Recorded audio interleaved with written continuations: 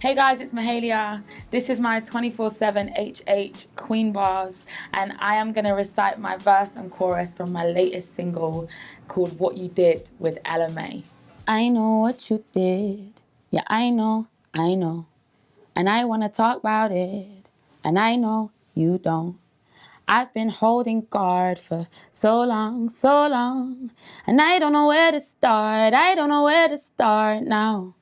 Tell me where you hide, where do you go?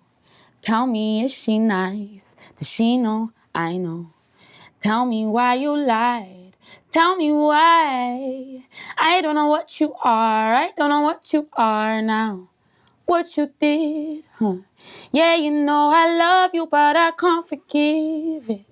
You could tell me stay, but I have to go, 'cause I would not expect someone to stay around if I let them down like this.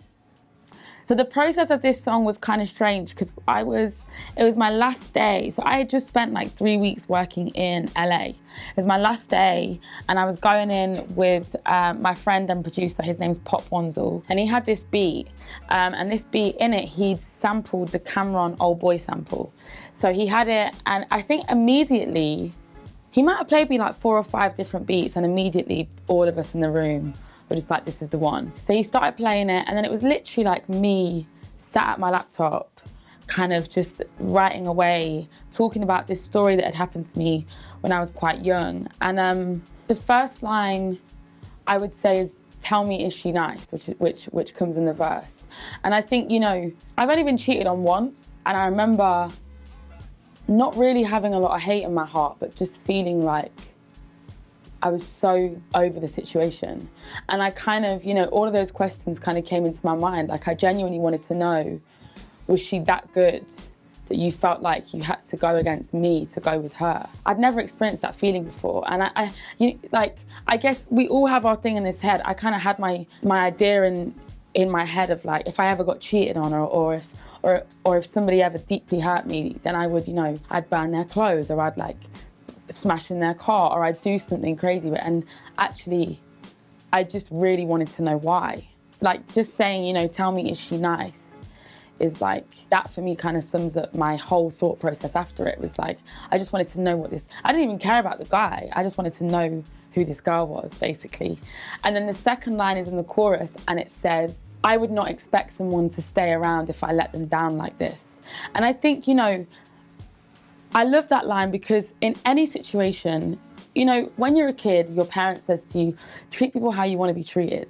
And I remember when this whole thing happened, really kind of wanting to stay with this person and really feeling like, no, I can get over this. And actually, when I really thought about it and really thought about how hurt I was by the situation, I thought, if I did this to you, I would not expect you to stay with me.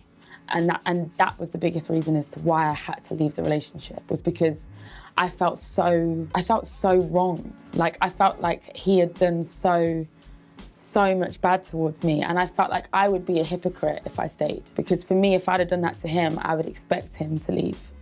And I would want him to go if I made him feel like how he made me feel. I think it's respect, and I think respect is the word that my parents taught me, and I never really knew the meaning of it until I was an adult in a relationship. And it's like, you know, the whole premise of my album is about loving and about compromising.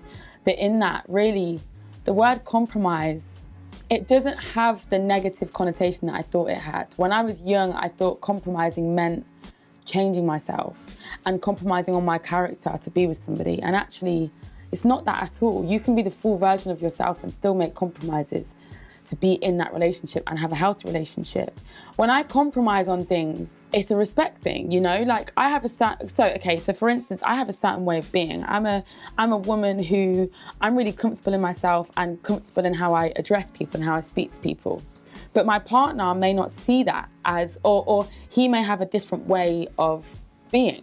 And so, you know, I've had moments where I've had to really think about the person that I am and actually, you know, am I showing my partner respect? And so I think my biggest piece of advice is just kind of going in full circle, because we learn this in school, is like, treat people how you want to be treated.